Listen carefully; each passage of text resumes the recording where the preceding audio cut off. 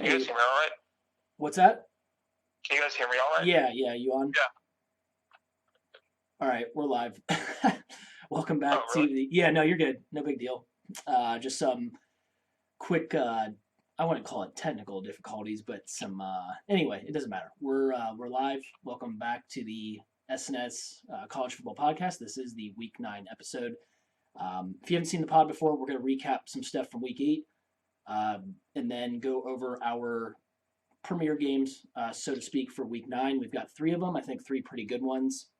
And then get into the most important segment, I think, according to us three, which tonight I've got Addison on the line, Tolman, aka Dave from Houston, on the Instapath hotline, and then I am Nick.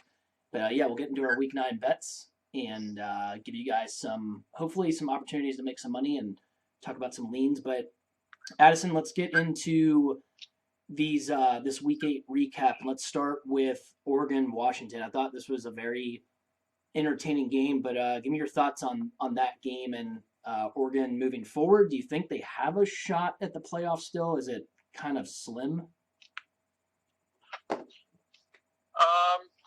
Well, first of all, the game, pretty evenly played game. Oregon just was a little better, made a few more plays. Both quarterbacks played really well. Oregon, kind of, they get a big road win, and that's something that they obviously have struggled with the past few years. So this is huge for them, trying to stay alive for the playoff. As far as their chances going forward, like with the playoff, even if they win out, there's a good chance they need Notre Dame to lose and some of the SEC teams to possibly lose twice. So that's one of the problems for them going forward as far as their playoff chances go, in my opinion. Yeah, yeah. It looked early on Washington was, doing a great job, and I think first half was their half. Oregon roared back in the second half, obviously, but Tolman, any additional thoughts on that game and what you saw? Not really. Okay. I thought that Justin Herbert looked like he had elite pocket awareness. He made some big plays hanging in the pocket to seal the game for them down the stretch. Yeah, I think both quarterbacks. I know that it was said that there were quite a few NFL scouts at this game, and I think both quarterbacks really showed something, especially Eason against that, I think, vaunted Oregon defense. I thought he did very well. But yeah, definitely a pretty evenly played game. I think Washington had a few more penalties that hurt them at certain points. But yeah, Oregon certainly now in the driver's seat in that North Division. We'll move on to, I don't think we're going to have to talk about this one for that long, but Arizona State, Utah, just absolutely ugly and a dominating performance by Utah. Tolman, any thoughts at all in this game? I didn't get to see it because, once again, it was on the Pac-12 network, and this is the farthest west that I've ever lived, and I still am not in a place that has the Pac-12 network even as an option. So right. I'm glad that I didn't get to watch it because it seemed like a terrible game. Arizona State couldn't move the ball, 136 total yards. Utah did move the ball, got good field position, but they turned it over 4 times. Huntley had a pretty bad game, so I'm just glad I didn't get to have to watch it.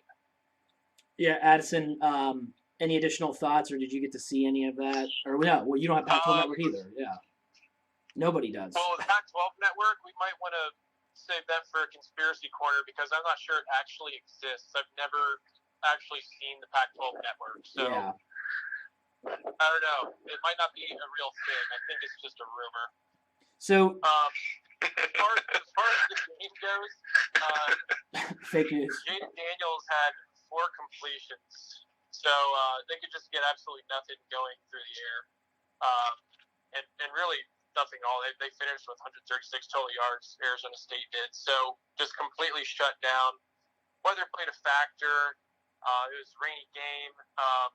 Something to look for Utah. Tyler Huntley got banged up in this one, so his status is uncertain for next week. They shouldn't have a problem with Cal, I would think, but going forward, Utah obviously wants Huntley to be healthy. He's actually been playing pretty lights out this year. He's been one of the most accurate quarterbacks in the country. So hopefully for them, Tyler Huntley's healthy. Yeah, I would like to see Utah, Oregon in that Pac-12 title game completely healthy and give us something to look forward to. Maybe even if it's not on some fake network, it'll hopefully be on something else, Fox maybe. But we'll move on to the last game that we decided to discuss last week, and that's going to be Michigan at Penn State. Addison, I'll start with you. We obviously got to watch a lot of this game. Your takeaway was this, I guess, should Penn State feel like pumped about this win, or what do you think? Because I know in the second half they only averaged like 1.3 yards per play. Michigan obviously roared back, and I think kind of according to the box score, it looks like you could argue that Michigan really could and should have won that game. But what do you think about that game overall? Well, Michigan just, in a lot of these big games, they tend to get in a hole early, and it just kind of kills them. They roared back in the second half. They actually had a chance to tie it up and put it to overtime, but an easy catch, or what should have been a catch by Ronnie Bell, he just drops it in the end zone. Michigan turns it over on downs, and then that was pretty much the game. But the bright side for Michigan, I guess, is that the second half was, I thought, by far the best football they played all year. First, I forget what the exact differential in yardage was in the second half, but it was like 250, 70 or something like that. They really dominated the second half. They just left it too little, too late, I guess. Yeah, Michigan outgained them 417 to 283. I think Penn State had slightly more yards per play, but that was definitely Michigan's second half, and I felt like Penn State was getting outcoached, which doesn't surprise me. But Tolman, your thoughts on that game, and we're going to obviously talk about Michigan again later in this pod when we preview them and Notre Dame, but kind of give me your thoughts on Penn State moving forward. I mean, do you think this is a team that, by the end of the regular season can be a nationally elite team, or have you seen enough to think that maybe they're just going to always, or for the rest of this year, be in that next tier? I kind of think now they're going to be in that next tier. My thought was with Penn State is that they were a team that was going to continue to get better throughout the year just because they had a lot of young talent. But after watching the whole game on Saturday night, they struggle with the run game. They've got 2 or 3 5-star running backs, Ricky Slade, Noah Kane, and Devin Ford. Yeah. I just don't see a lot of explosiveness or an ability to sustain in the run game. So then you got to rely on Clifford, who's been okay in spots, but overall pretty inefficient this year outside of some big plays, relying on KJ Hamler. So I like where their defense is at, but I'm worried that their offense isn't going to be able to sustain success or get better at that. That's what they're going to have to improve to move back into an elite status. Yeah, I 100% agree with you. They, Michigan almost doubled them up on first downs, and we're talking about a Michigan team has not been really that efficient offensively themselves. But Penn State is very reliant on the explosive created by KJ Hamler, and I think if you can scheme to basically contain him, I'm not really sure what else they can do. I'm not really impressed with their offense, even though I think metrically they're grading out all right. But they've been outgained in 4 of their wins this year. Buffalo looked like they had a real shot to beat them until some weird shit happened in the second half. But we'll see with them moving forward. I think they actually have a really tough spot this upcoming weekend at Michigan State. And I know we have made fun of Michigan State a little bit this year, but I'm leaning Sparty in that game as far as covering the spread and thinking that that's a game that they could pick Penn State off. But we'll go ahead and move on to our Week 8 winners and losers. I guess I'll start this time, guys, because I'm gonna take over the Conspiracy Corner segment this week, so I'll start with my winners, then we'll go kind of in the circle, and I'll get to my losers at the end. But first winner, kind of just mentioned him. Can I get to do losers first this time? Yeah, we can do that. Sure. Let me go with. I probably have ones that has to have. So. Yeah, let me go with. I'm gonna start with Paul Chris. I did not see this live, but Addison informed me that Wisconsin at one point had the ball on Illinois' 1. They tried to run it in 3 straight times. They didn't get it, and then he decided to kick a field goal from the 1-yard line. That is a horrific decision, in my opinion. I think that those are the kinds of decisions that he sometimes makes that keeps me from saying that he's like a very good head coach. I think he's just a good head coach. That's a horrible decision. That puts you in the loser category right away. I've got Tennessee, as always. Jeremy Pruitt, just everything about Tennessee just is awful. They are a sad, sad bunch of bastards, and they're going to be on the loser portion of this segment for a very long time, I think. Couple more SEC refs. South Carolina-Florida game, a horrendously called game. Just awful. There's so many horrific calls in that game that made me think there's maybe a whole nother conspiracy going on within the SEC that they want certain teams to stay good. But I think Florida definitely benefited from some horrific calls in that game, and it was just a weird game overall. Akron, they are a massive loser. They basically had a chance to cover their first game of the year. They gave up 2 fumble recoveries for touchdowns to Buffalo. They're just a sorry bunch of souls. It's just pathetic up there in Akron. So, Addison, we'll go to you next, I guess. Or, I don't know, whichever you wants to go. You guys can go with your losers. I'll go. Okay. Yeah, Wisconsin. So, they must have just been totally looking past Illinois because it was a totally different Wisconsin team than what we had seen the rest of the year. Yeah. So, they couldn't run the ball. Surprisingly, Illinois, horrible team at stopping the run, and they're actually able to, contain Wisconsin at least. Like you said, they were able to stuff them on the goal line, which Paul Chryst, I don't know why he doesn't just go for it there. Like, you would think that you have enough faith in your guys to be able to punch it in from the 1-yard line. He just kind of got in the mindset, I think, that he was like, well, if I kick a field goal, then I'm up 2. So, instead of just going with probably what was the higher percentage play.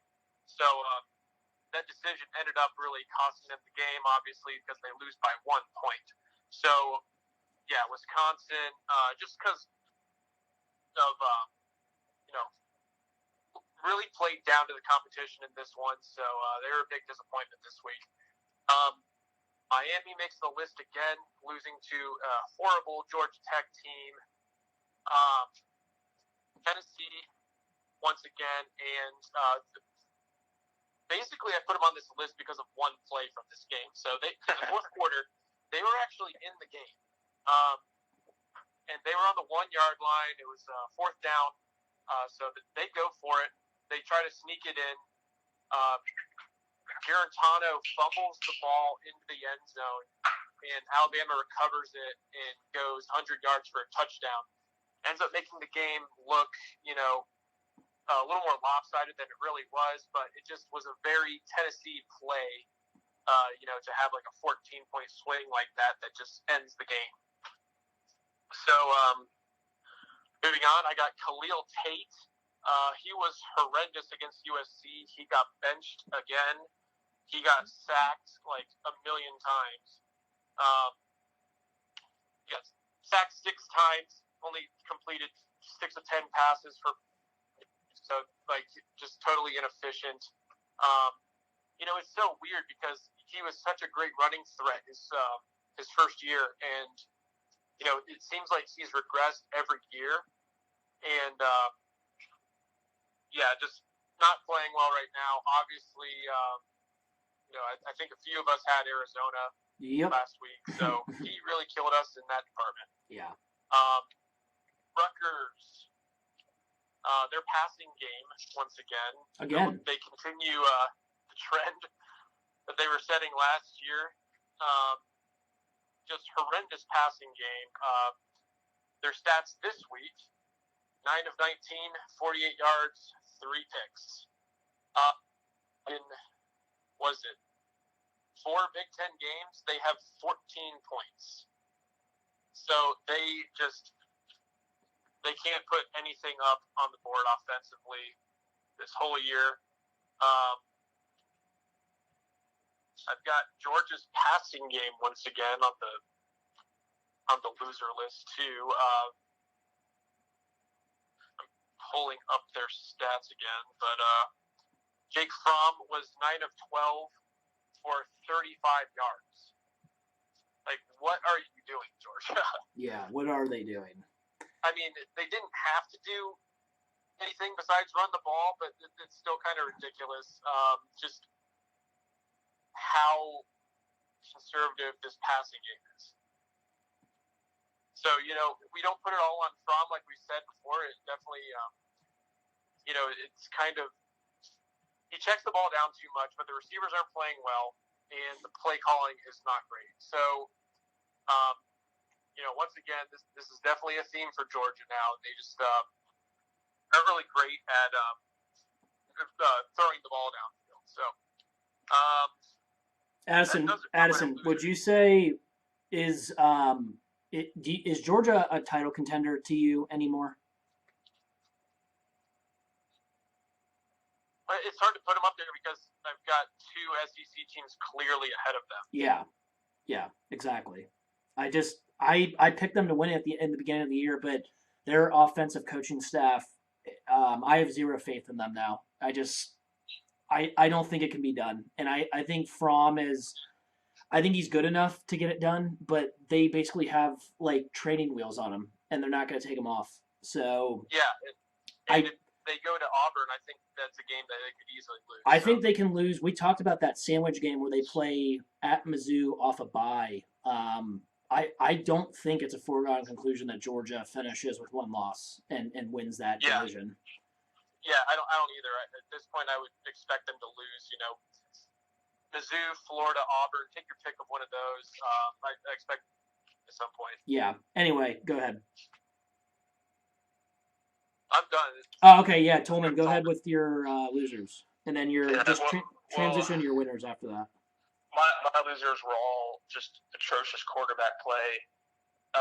The Khalil Tate is kind of inexcusable because he was like a legitimate Heisman contender at one point in time, and now he's regressed to 6 sacks and getting benched. Just a point about the Rutgers quarterback stat line. Johnny Langan finished on fire. He completed 4 of his last 6 passes to get them out of having double-digit passing yards or something close to that.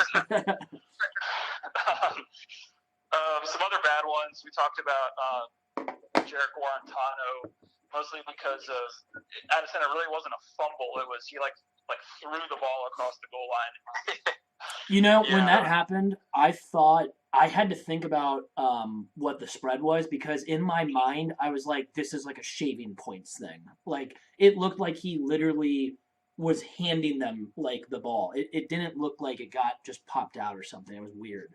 I thought about the conspiracy corner about Jeremy Pruitt being sent there by Alabama to destroy to further destroy that program. Yeah. Jaden Daniels, 4 of 18, 25 yards and an interception. Aiden Smith, 6 of 20, 42 yards and an interception. And one of the worst stat lines, I feel bad for this one, but Lynn Bowden is having to play quarterback for Kentucky, 2 of 15 for 17 yards. Yeah, that's why effort in that Kentucky-Georgia game was just... That is why I took Georgia. I thought Georgia could just run the ball for 24 points or more and not give up a single point, and I was right, except their offensive coaches, and I don't want to hear about the weather. They could have done more if they had just a better offensive game plan. And I literally thought to myself, holy shit, their quarterback is not a quarterback. Like, Georgia should be able to just run the ball and win like 28-0. And they still cannot get enough points to cover. It's pathetic.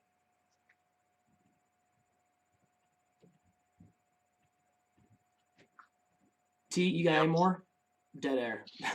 I think we're on to winners. Okay, yeah, go ahead. Sure. So my team winners, Baylor. They're still undefeated. For the second time this year, they were at a point in the game getting outplayed. Then defense buckled down. They forced some turnovers. They got a big win for their resume in Stillwater. I think that at this point they can, if they beat Texas or Oklahoma, just one of those games, they've got a really good shot at playing in the Big 12 championship game. My other winner is Kenneth Gainwell from Memphis. 28 touches, over 300 total yards, 3 touchdowns. Really impressive win from Memphis against my second alma mater, Tulane. Nice. Addison, go ahead with your winners, and then I'll wrap it up, and I'll transition into the conspiracy corner. Well, I was with Tolman on Baylor because I had him on the winners list too. I personally had been dismissing them so far this year, and at this point, I think they're for real. I think they're the second best team in the Big 12 right now. Over Texas? Yeah, I have them over Texas now. I think it's getting to that point where we have to start considering that. Yeah. Starting to consider it. Yeah, right. Yeah, and offensively, that game against Oklahoma State, they averaged like something like 9 yards of play or something. Yeah. Very explosive.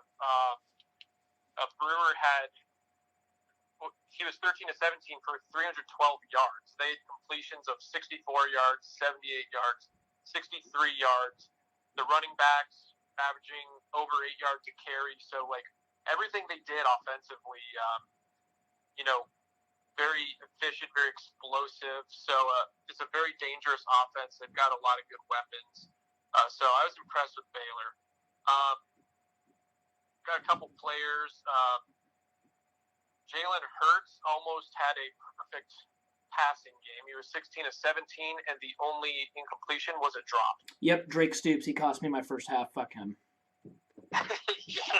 So, Hurts, we've come to expect this from him this year, but, just a really impressive game throwing the ball for him. So, I put him on the winners list, and my other winner is David Bell from Purdue.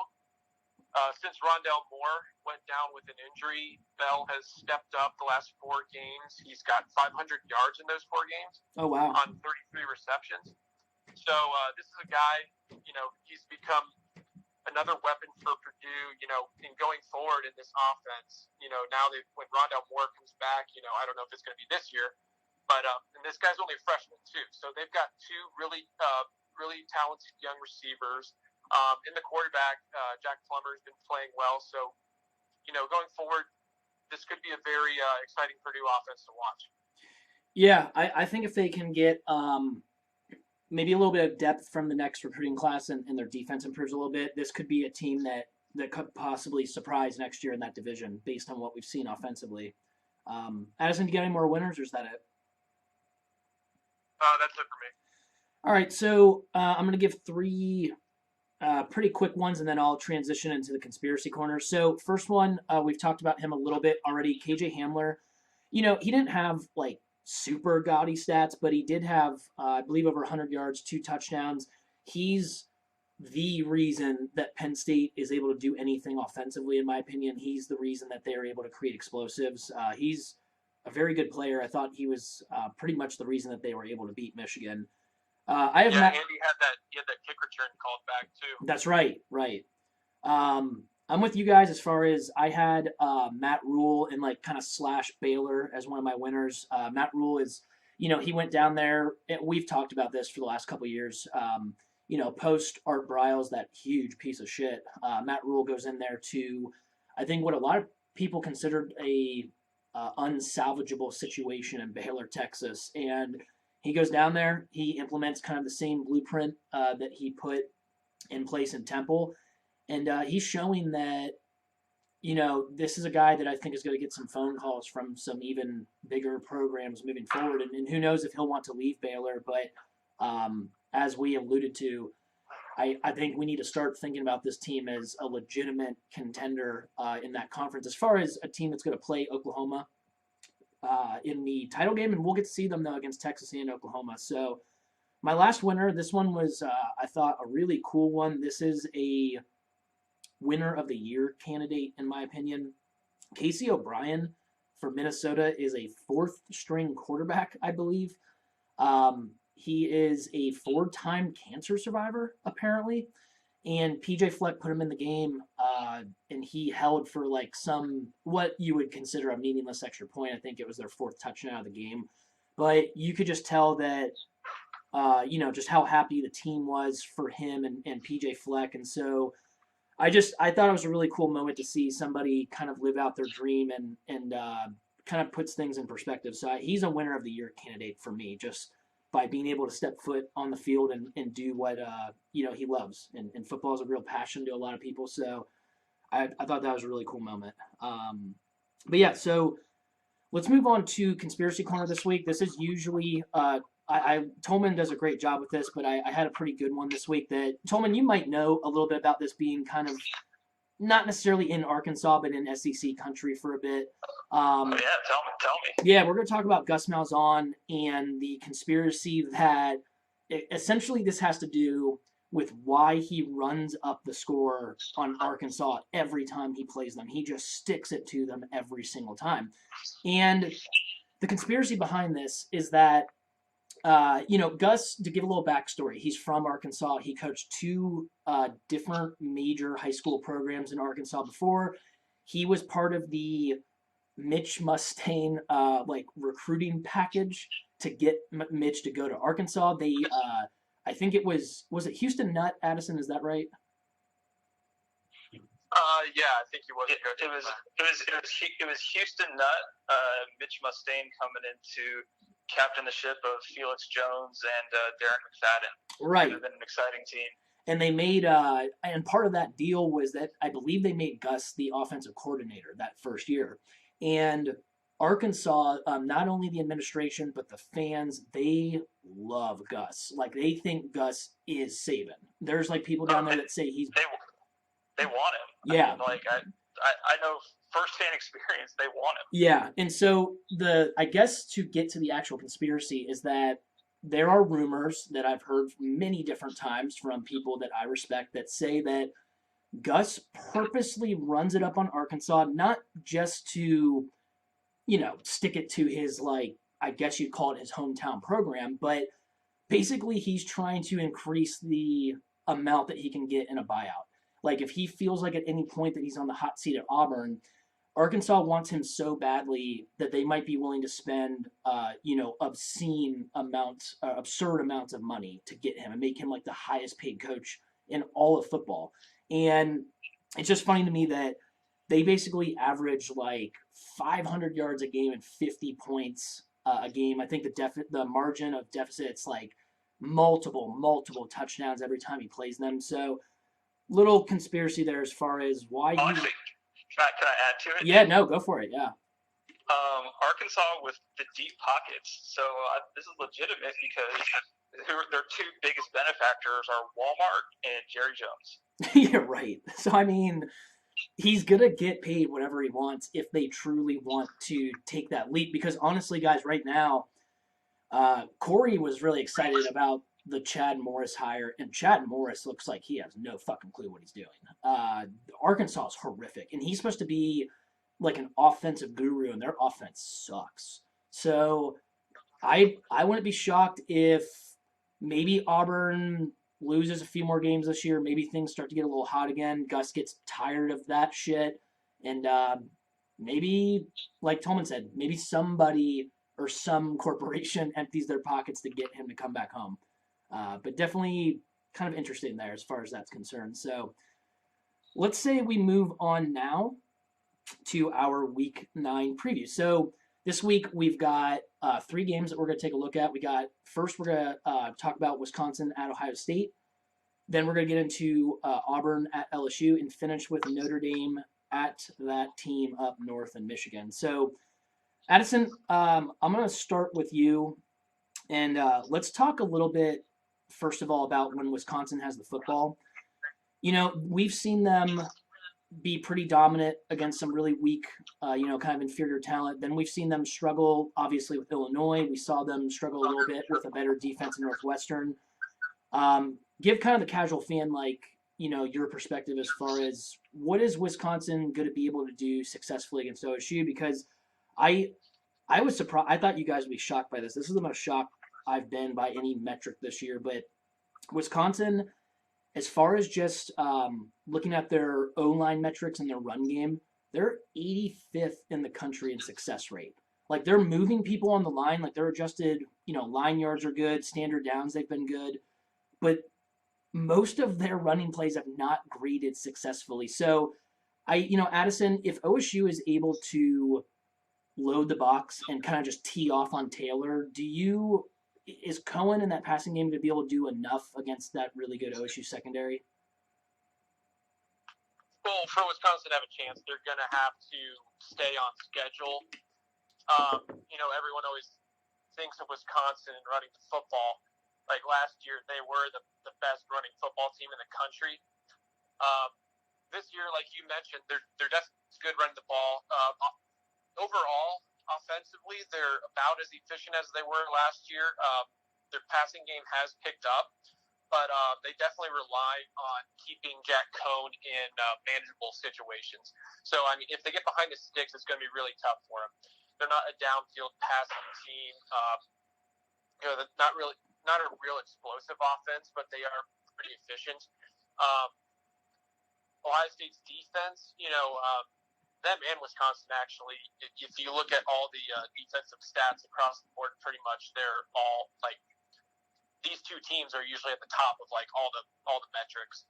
So Ohio State, this actually is the biggest test for them so far offensively, and we've seen Wisconsin, even though we mentioned they're not as good at running the ball as they were last year. We saw what they did to Michigan; they just absolutely mauled them. The ceiling for this run game, I think, is still really high, but we have seen them, I wouldn't say struggle, but be contained a little bit. In the Michigan State game, that was the case. Against Illinois, it was. So, and with Cohn, we saw last week, Wisconsin was finally in a situation at the end of the game where it's close. Cohn had to make a play, and what does he do? He throws an interception, which basically gave Illinois a chance to win the game with a field goal. So, the biggest thing is, Wisconsin, they don't have to rip off long runs, but they have to, be in like 3rd and 5 or, downs like that to be able to convert and move the sticks, I think. Yeah, no, I think you're spot on. Wisconsin's 122nd in the nation in pass explosives, so like they have to stay on schedule, or this could get possibly out of hand if that's the case. Because Tolman, let's transition to when OSU has the ball. Wisconsin obviously has a lot of shutouts this year. We think that defense is possibly elite, but they haven't seen speed and athletes like OSU has, yet, have they? No, it's difficult to compare these two teams metrically because they're both, Ohio State on offense is number 1 or close to number 1 in almost every important metric category. On the defensive side of the ball, Wisconsin is number 1 or close to number 1 on almost every important defensive category. So I think it comes down to what happens in the red zone. Ohio State this year has shown that a much improved game in the red zone. They've got, I think, the running threat of Justin Fields in the red zone helps with that, and they've been scoring touchdowns in the red zone. Wisconsin is ranked number 1 in red zone defense, but if you dig a little bit deeper into it, I think that number could be a little inflated. They had really good game from that statistic standpoint against Michigan. Michigan with some self-inflicted wounds. Also against Northwestern Michigan State. So really not great red zone offenses. So I think Ohio State, I think Wisconsin just needs to test Ohio State in the red zone. Have they improved based on last year? Yeah, no, I think it seems like metrically, like you said, it could be a little different once we peel back the curtains on especially Wisconsin, but both teams have been elite in the red zone, really on both sides of the ball. But I think it's going to be interesting to see how Wisconsin definitely, handles our speed. Wisconsin and OSU are the number 1 and number 2 teams in havoc created. So it is going to be kind of interesting to see, as good as Fields has been, and he was good against, pressure in some of these games. Sparty, brought a little bit in that first quarter, but Day, of course, made some great adjustments. Second quarter, Ohio State's been the best second quarter team I've ever seen. I really want to start betting them first half just for that reason. But, as far as the number, and I know this is a game that we're not going to really touch, obviously, because it's OSU, but Addison, I'll start with you. We're going to call it 14. I kind of seen 14 or 14 and a half, but which way would you lean at 14? I would say Ohio State. Nick, you mentioned the Ohio State, how good they are in the second quarter. Yeah. 22 points per game in the second quarter. That's the best quarter by a full touchdown for any team in any quarter. Yeah, it's insane. It has been just stupid good in the second quarter. I don't know what we're doing, but apparently, we make good adjustments. After the first few drives, and then just explode in the second quarter. Yeah. I would lean Ohio State in this one at 14. If we get into the 30s, then I don't think Wisconsin's going to be able to keep up. They want to keep it lower scoring, defensive, create negative plays defensively, and hopefully for them come up with some turnovers, short fields, But if Ohio State, play clean, do what they've been doing all year, then I think they win comfortably. Tolman at 14, where do you lean? No comment. I'm focused on beating Wisconsin this week. Okay. I'll go. I would say, kind of like when I plug in my own numbers, I feel like it should be more around 17. So I would lean OSU. I just think Wisconsin, they just haven't seen speed in athletes like this yet. I respect them. I do think people might be overreacting a little bit to the Illinois loss, and that's certainly a horrible loss. Illinois is pretty bad. But I'm expecting like a 35-17 type of game. I think OSU, maybe it could be a little tighter in the beginning, but I just think it's going to be too much at the end of the day. Let's go ahead and move on to the second game. We've got Auburn visiting LSU. I believe LSU, we're going to call it 11-point favorites at this point. Tolman, we'll start with you since, again, LSU is kind of like one of your adopted teams down there. Let's start when LSU has the ball. Auburn, they have moved up quite a bit in the havoc rankings as far as being able to create havoc defensively. What I've noticed, though, is when I really dug into this, Auburn is 26th in the country in explosive plays as far as 20-plus yards given up as far as pass explosives. But then I dug a little deeper, and they're 84th as far as defensive pass explosives for 10-plus yards. So what that's telling me, you guys can tell me if you think this is the case, but I mean, that's telling me that they're really struggling in the middle of the field, like intermediate stuff, like maybe their linebackers, their safeties. That's LSU's strength, is it not, Tolman, like their short passing game? So LSU ranked third in offensive efficiency. Auburn defense is ranked fourth in defensive efficiency.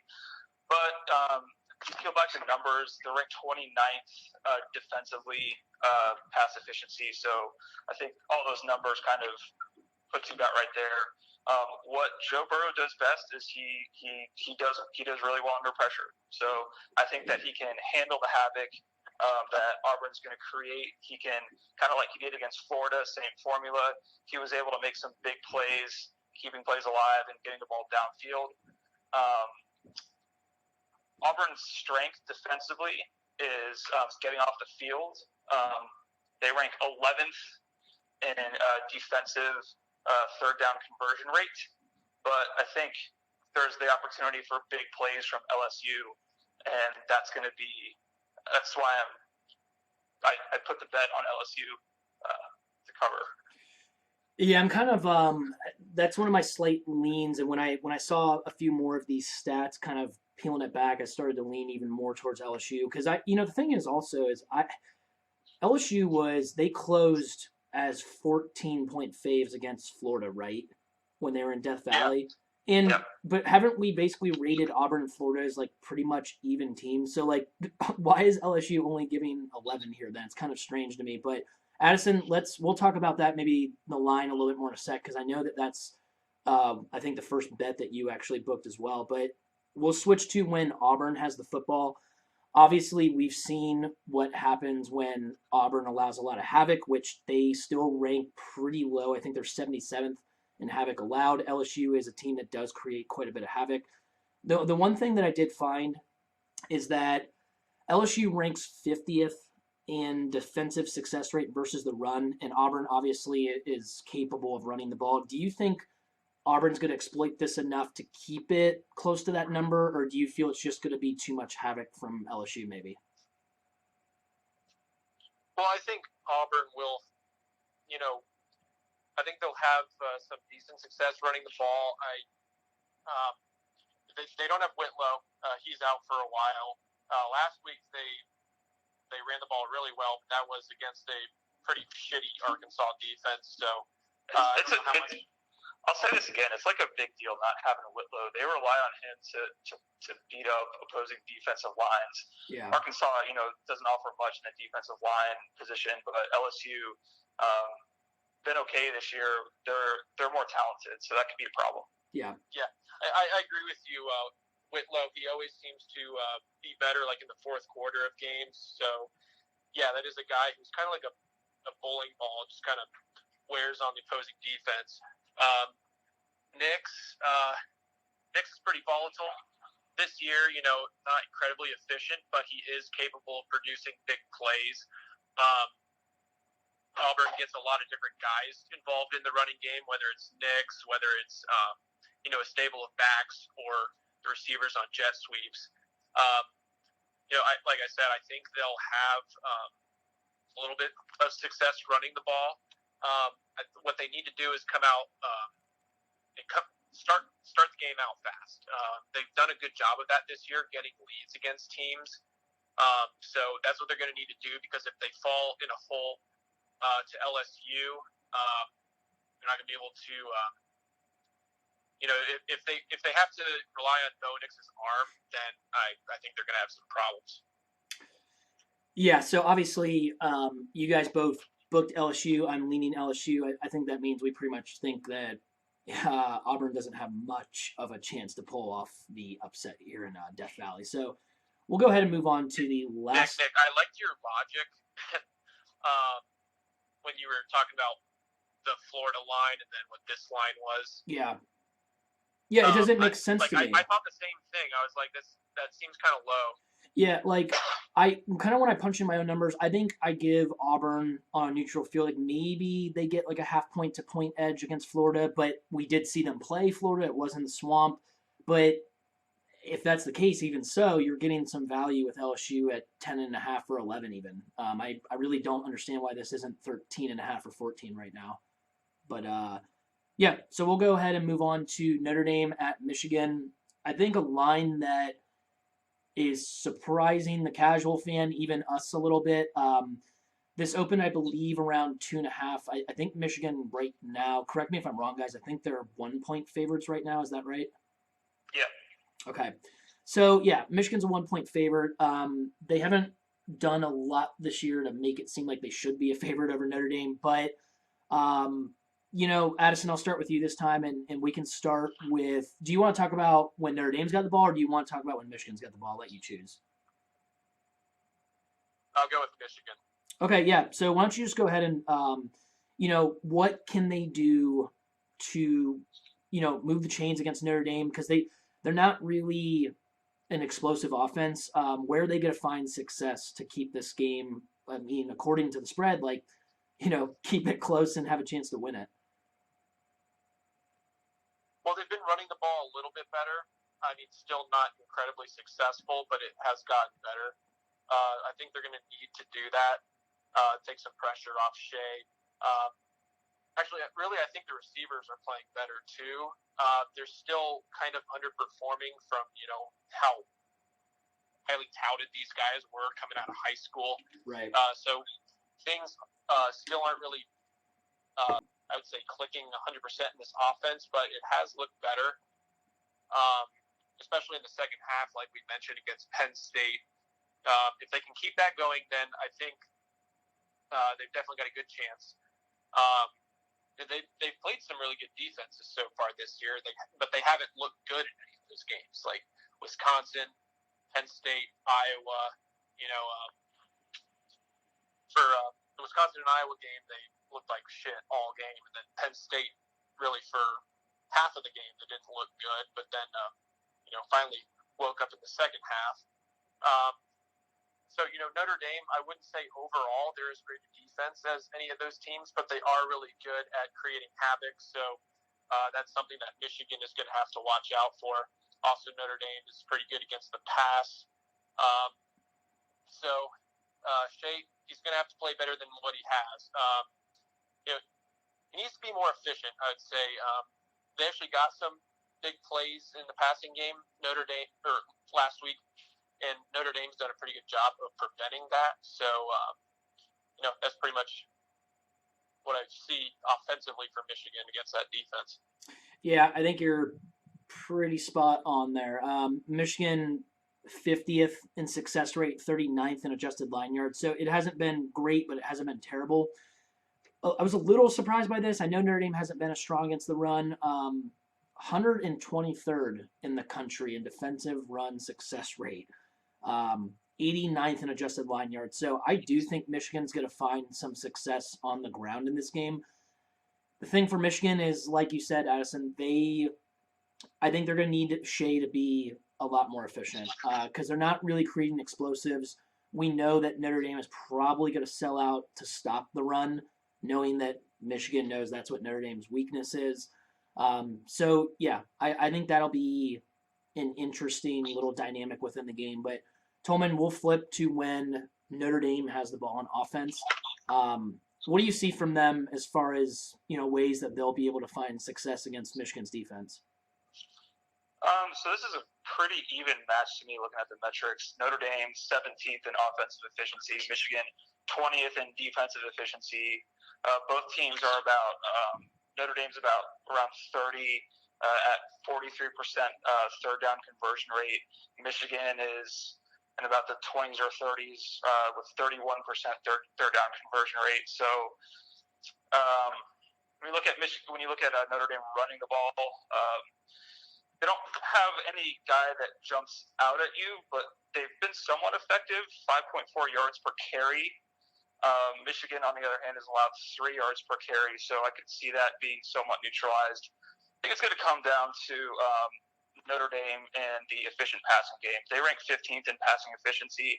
I think that's opportunity for them to move the ball, sustain some drives, and when they get into the red zone, they've been great. They have the number one red zone offense in the country. Okay, so obviously we thought this was a little bit of a weird line, but Tolman, I'll start with you this time. Michigan is 1-point favorite as of tonight. Who's going to win this football game? Yeah, everything to me looks like Notre Dame is going to win a game. So at this point, I take Notre Dame to win the game on the field. So I'll just wait and see if I get a gift and the line goes up to like +2 or +2.5. But I'm definitely leaving Notre Dame to win the game, just looking for the best number. Yeah. Addison, your thoughts on that number? I would say I test Notre Dame, but the metrics seem to say Michigan. So, it's interesting. And then the line, like I said, I would take Notre Dame in the eye test. I was surprised by where the line was at first, but I don't know. It's hard to say. I think I'd lean Michigan. Okay. Yeah, I'm having a little bit of trouble with it just because You know, a lot of times when the line's like kind of off, the market will quickly hammer like a short road dog to being a fave, and that hasn't happened with Notre Dame yet. So I find that a little odd. Um, you're right though, Addison. I mean, just eye test. I would say Notre Dame, and I think I'm gonna lean them. I still think as far as if I think these teams are pretty close and it's a close game, I think one explosive play could change the game, and I think Notre Dame has a better chance of creating that. I also think Notre Dame creates a little bit more havoc, and so I think there's more room for them to maybe make a mistake at some point and be able to make up for it. Whereas with Michigan, that's not as much the case, maybe. So it's gonna be I think it's gonna be a tight one, but I do lean Notre Dame just because I think they have the ability to make the one game changing play that would have to be made possibly. We'll move on now. Yeah, I definitely think it's going to be a tight game. Yeah. I'm curious about it for sure. We'll move on now to the last and best segment, the Week 9 bets. So let's go ahead and start. Tolman, I'll let you go ahead and start here. If you just want to give, if you do have a best bet, and then maybe like a couple others that you like a lot this week. Already talked about why LSU was my best bet. I got that at minus 10.5. I'd still like them probably up to a 2-touchdown favorite. Steamer bet I like USC minus 12 against Colorado. I actually think that USC is kind of getting it together. Colorado has collapsed. They haven't been good on either side of the ball. I'm gonna roll the dice and take Clay as a double-digit favorite on was that Friday night? Friday night, baby. Pac-12 after dark. Yeah. Another weird line, but Texas +1 against TCU. I think it's because there's a lot of uncertainty about Texas injuries, but I think they're a more talented team. Haven't seen a lot of things that I like from TCU this year, so I like Texas getting a point, win the game on the field. Okay, cool. Addison, looks like you got 3 there. You just want to we talked about LSU already. You want to talk about the other 2 you got? Yeah, I got Sparty +6.5. Last 2 years, they've been double-digit dogs to Penn State. They've won both of those games outright. So, Sparty tends to do well in this matchup. They are playing at home. Play really good defense. I think D'Antonio's a better coach than Franklin. So, I'm going Sparty. Earlier in the week, this was at 5. It was 6.5 to open, and then it went down to 5.5. I thought I kind of missed my opportunity on it, but it went back up, and then I ended up taking it at 6.5. So, and then I also have Miami this week +6 against Pitt. Just spinning the ACC wheel of destiny here, going with the underdog. I don't think that these teams are, there's that big of a gap between these teams. So I'll take the points. Miami does have some ugly losses this year, but in a few of those losses, they've actually, I thought they're the better team in a few of the games. So, I mean, you can't really excuse losing to Georgia Tech, but I think they are maybe a little better than their record indicates. And of course, when you lose a game like that, there is going to be a little bit of an overreaction to, Miami. I agree. Yeah. No, I know Tolman's got Miami also, and I still lean Miami. I don't think any team in the Coastal is really 6 points better than another team. So. Yeah, exactly. I mean, I think it makes sense to take the points there if you do like a side, but. Yeah, I guess I'll give Charlotte's my best bet for the week. I know it's kind of out of left field type of thing, but they're home against North Texas. I booked them first at 3.5 because it got hammered from 5 down to 3.5, down to 3, then back up to. Luckily today there was I don't know, it must have been like a minute window that I was able to get them at 5, because then all of a sudden, as soon as I confirmed the bet, it was down to 4.5, and then like a minute and a half later, it was down to 4 again. So the reason I like Charlotte, though, is that they're a pretty bad team, but they are an excellent running football team. They create a lot of explosives in the run game. They're very, very good. as far as converting in the red zone, getting touchdowns in the red zone. They're also top 15 in the country defensively as far as red zone points per play or drive or whatever it was I was looking at. But North Texas, on the other hand, horrific defensive team, especially on the ground. Horrific red zone team. I really don't know why Charlotte's getting the points that they're getting. Their pass defense is good enough, I think, to contain Mason Fine in the passing game that North Texas has, and that offense hasn't really been as efficient this year. So I definitely sprinkled the money line. I think Charlotte actually wins this football game, so I feel very confident about that bet and getting that nice candy with the points there. The other one, Tolman, I know you have this one also. Army minus 9.5 versus San Jose State. This is a noon Eastern kickoff on the East Coast. San Jose State has already played Air Force this year, another service academy triple option team. They gave up almost 400 yards on the ground. They got beat by, I think it was 16 or 17 points. I really think Army's going to dictate their will and what they want to do. I really don't think that San Jose State's going to have the ball as much as they want to have it offensively. I also think that Army has done a pretty good job actually at limiting pass explosives this year. So, San Jose State, everything they want to do, I don't think they're going to get a chance to really do it that often or do it that well when they do get that chance. And I think Army's going to really beat them up and win this game by a couple touchdowns. I see Corey's got some bets there. I mean, I don't think we need to get too much into those. So as far as final thoughts for tonight, don't pay attention to his bets because he's been doing so bad. Is that what you just said? I didn't say that, but I mean, if you're fading him this year, you seem to be doing all right, I guess. I think he had what was it? No, I was gonna say 2 weeks ago it looked like he was back, and then last week. Yeah. Well, I'll give him credit. Last week wasn't having a good week again, but then jammed Air Force late night, which I remember saying earlier in the week you guys should load up on Air Force because they beat the shit out of Hawaii. But yeah, jam bet, which got him back in the saddle, and I see he's got quite a few bets there. He's riding his boys from Air Force again versus Utah State, which I actually think the under in that game is a very profitable play. But Tolman, any final thoughts? Yeah, just because we haven't had a chance to talk about him at all this year, but a bet that I like, an under in the Alabama-Arkansas game, under 56.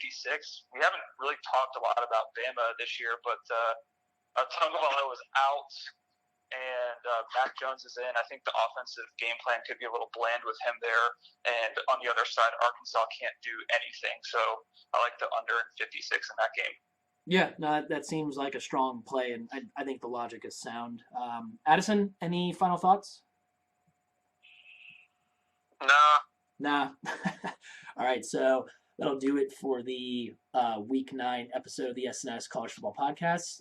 As always, check in the description box below for our up-to-date records and our bets for the week. Any bets that we didn't mention, they'll be there. You guys can hopefully make some money off of those. And we'll see you next week for the Week 10 preview.